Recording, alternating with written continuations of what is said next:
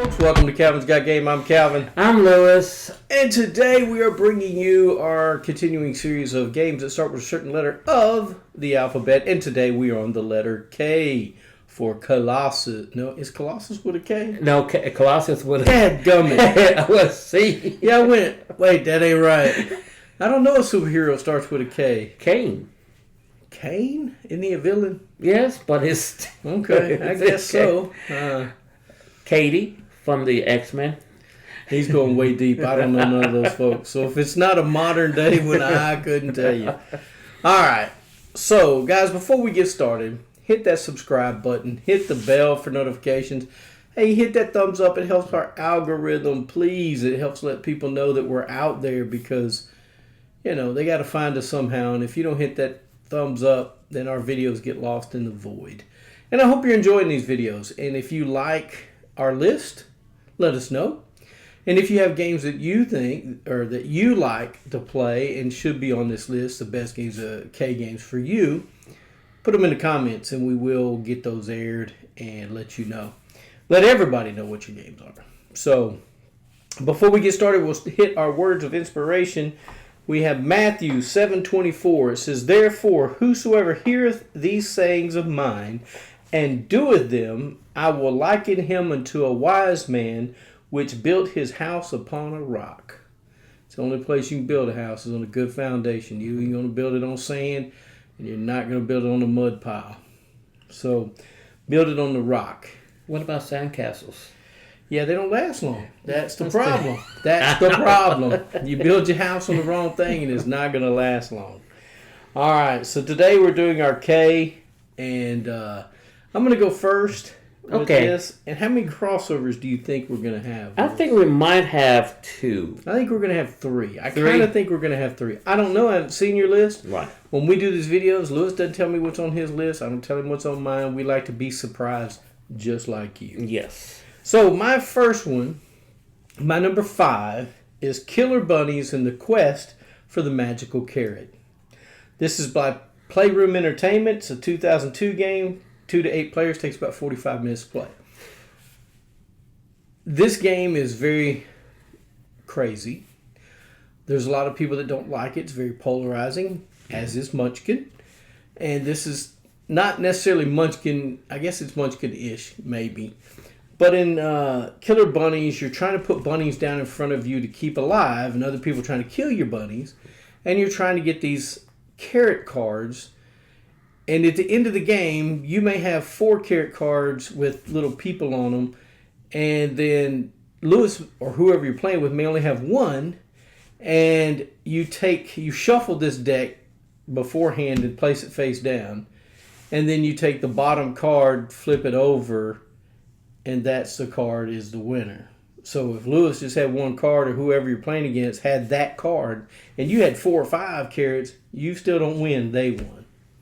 So it's a take that game for sure. But when I like to do the stack where I take them one at a time off the top. Mm-hmm. And then the last one when I reveal it is the winner.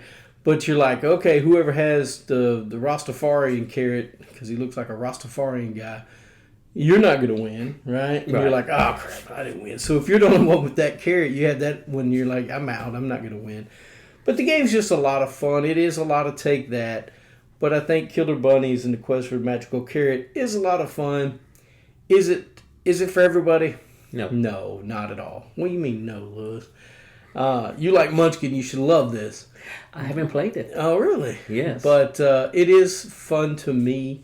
There are some cards in there that get me confused sometimes about what I'm supposed to do with them because the wording is kind of weird, but I enjoy the game anyway. I think it's a lot of fun. So if you like take that games, give Killer Bunnies and the Quest for the Magical Carrot a look. I've seen that game. I've seen folks play it, but I've never played it. If I find it interesting, I would like to play it one day, but it is a lot of take that, and very few folks like that much take that. And there's cards in there that if you don't have a bunny down, you can't do a certain card or you can't play it. And if you don't have bunnies in your... It's just a fun game.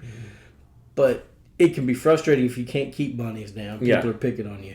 Yeah, yeah. It sounds like a game I would enjoy, but just finding that other person to play. Who knows? I got it. We might play it one day, Lewis. Okay, my first K board game. It'd be your number 5. Yeah, be my number 5. Sorry, folks. We had bad giggles earlier. Yeah, horrible. Chronological Paris. I have no idea what you're saying. What is it? Chronological Paris. I was like, I don't. But usually chronological is spelled with a C. That kind of threw me off here. Yeah. Okay. It is spelled with a K. I know. I pick obscure games. You pick up weird games. Okay, go ahead. A 2024 game. Origin Games is the publisher. 1 to 4 players. It is a deduction game, so you might like it. I might like it. It sounds weird, but I might. It is weird. There's 2 versions, and I can't remember what the other. I think it's Cairo, or I think it's Cairo. I can't remember that. The deduction game that is heavy themed on the Paris life during the early 1900s because of the art form. So they're walking around with parasols and. Yes, it's the art form. That was the theme. If you ever played Awkward Guest, okay, it's gonna follow that way because you're gonna have a player board with all characters on there, printed on there, and you're gonna get cards put in down. And these cards give you a chance to share information and know information only for you on there, like Awkward Guest. It is there's cards that you're trying to solve a mystery, saying who did it. I think it's just who did it, but there's questions to ask, and it gives you information like how many times did this person walk through the library, a library room, and the card will say 1 time, and you share that information. Okay. But you only know who walked through there 1 time. So just like I will guess, you know something you can share and something that only you will keep under. For me, it is an interesting game. Played it once with a game group, another game group that mostly played D&D, and I picked it up very quickly because I played Awkward Guest with you. So I knew, it was easy for me. Other folks had difficulty to get it. The only drawback I see for being this game is the scenarios. There's 5 little envelopes, and each has its level. So replayability might be an issue unless you don't visit the game every month or every few months. Okay. You might forget the information. So it is on my number 5 because I would play it if somebody has it. Would it make it in my collection? Probably not, because it does play 1 player up to 4. It's just I'm not a big deduction person. I like the games, but I'm just not that big of a fan of them because I have nothing against them. It's just I like Clue. I like Awkward Guest. 13 Street. 13 Dead and Dry. Yeah, Dead and Dry. I like those games. It's just. Or Baker Street something. Yeah, Baker says that. It's a good game. It just probably won't make it in my collection on that. Oh, that's an interesting game, Lewis. You always come up with something new and awkward. But it sounds like it's you play through the scenarios, you know everything. So it's kind of a one-shot game. Yes, it is kind of one-shot game, and that's what it is. It's hard for a lot of people. Depending on the price point, it's hard for a lot of people to do those. Yes, it is. All right, so here's my number 4. This will be the first crossover. Lewis hadn't said it yet, but it'll be there. All right, it's Knights of Glory. It's a 2019 game by Blue Gear Games. 2 to 5 players, 15 to 45 minutes to play. This is a game to where you're trying to traverse levels of a dungeon, but it's a bluffing, poker style game, and I think if you like that, and there's some dice rolling in there as well. Mm-hmm. So if you like that sort of thing and calling somebody out on their bluff, and then if you do, you'll get something. If they beat you or whatever, you get punished. You have to go back a level, I think. And if a person gets so far down, certain parts of the dungeon go away. So you could be lost in this game pretty quickly if you don't get moving. And so it's a lot of fun. I think it's something that if you like bluffing, pokery style, risk taking, or dice rolling, it's got it all. So I think if you like it, and the artwork is great. The artwork is great. So if you like that kind of stuff, I think Knights of Glory would be for you. I enjoy it. Anytime I get to play it, I'll get to play it near as often as I want to, but I do get to play it. So that's my number 4, Knights of Glory. I'm going to hold my comments for later. Yeah, I know you will. My number 4, and this might be a crossover too, is King of Tokyo. 2011 game. Ilio, I think is his name. Yellow. What? I know it looks like IELLO, but it's pronounced yellow. I don't know why. Well, fine then. I don't know why. 2 to 6 players. It is, if you want to just go at it free for all, no friends, no alliance, this is a game for you. It is one versus all. The game is about 30 minutes. That's the longest I've seen it run. 30 minutes. It is a high-level dice rolling chess game. Very high level. There are some power cards in there that you can use.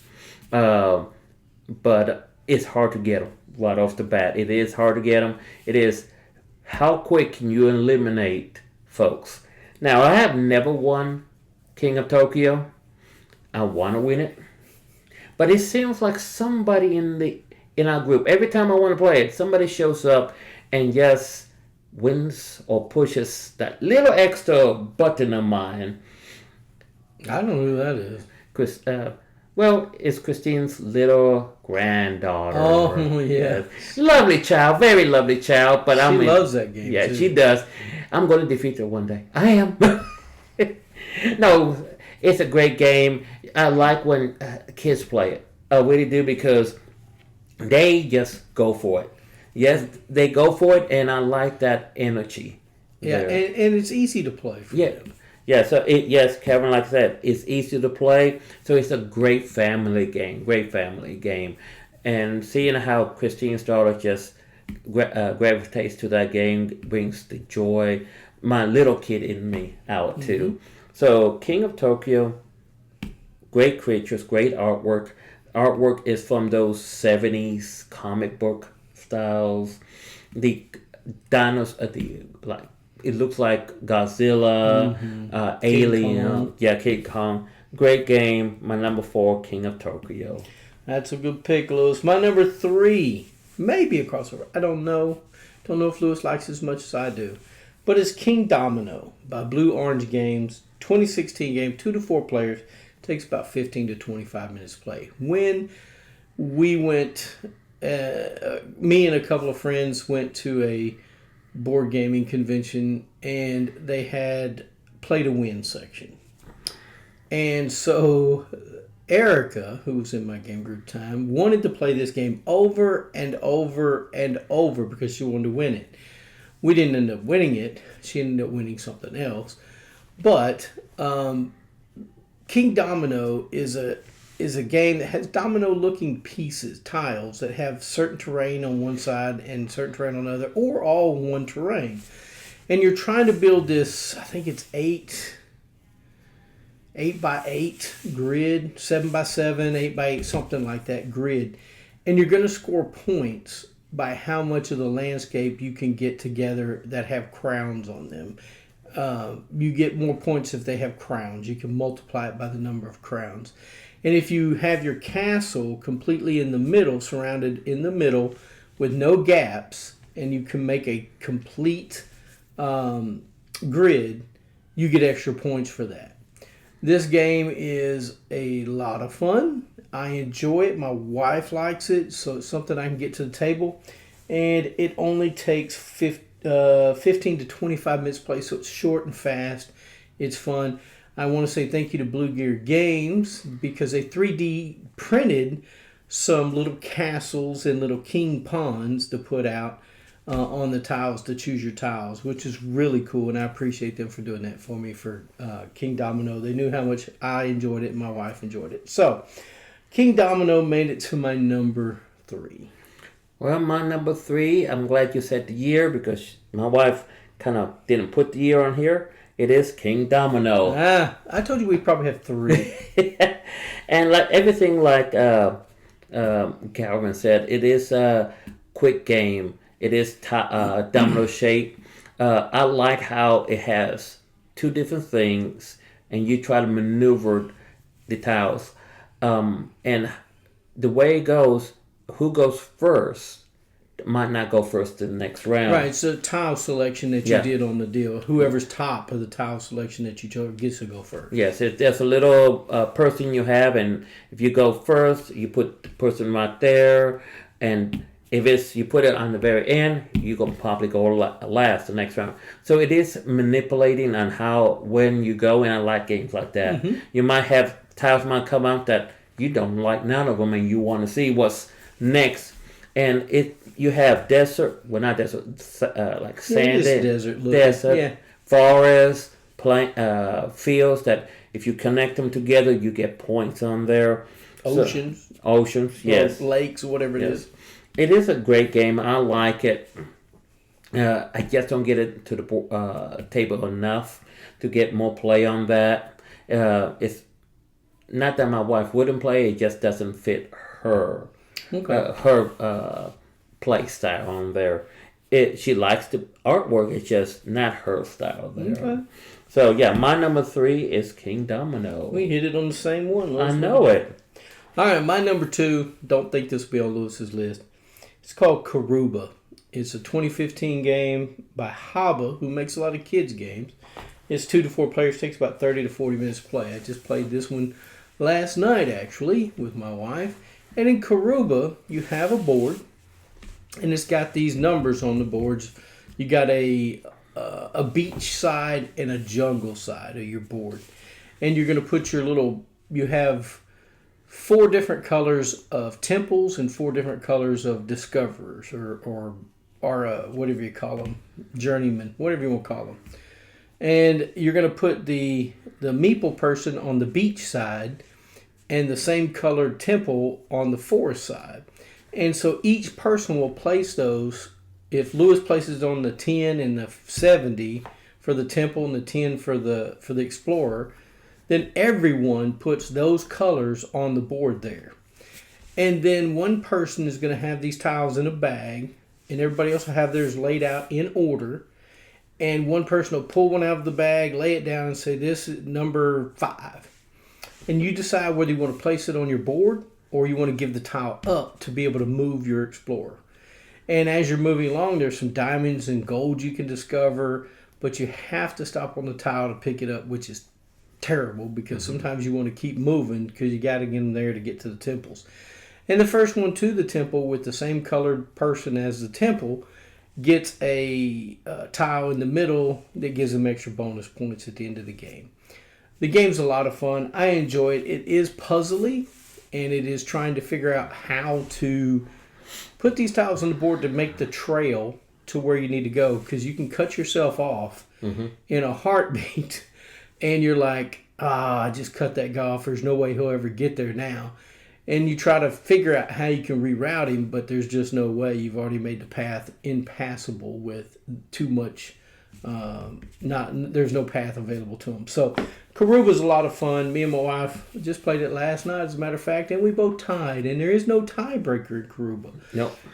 So if you tie, you both apparently win, even though she tried to be gracious and say I won, which was sweet of her, but it was okay. I'll take a tie. So Karuba is my number 2. Okay. Well, folks, just to let you know, we don't look at these lists. Nope. It is completely secret until we do the film. So, saying that, my number 2 It's Kuroba. Get out of here. I didn't think you played this. Yes, I Wow. have. And the year 2015, publisher Haba, 2 to 4 players, and everything Calvin said about it. It's just 3 and 2.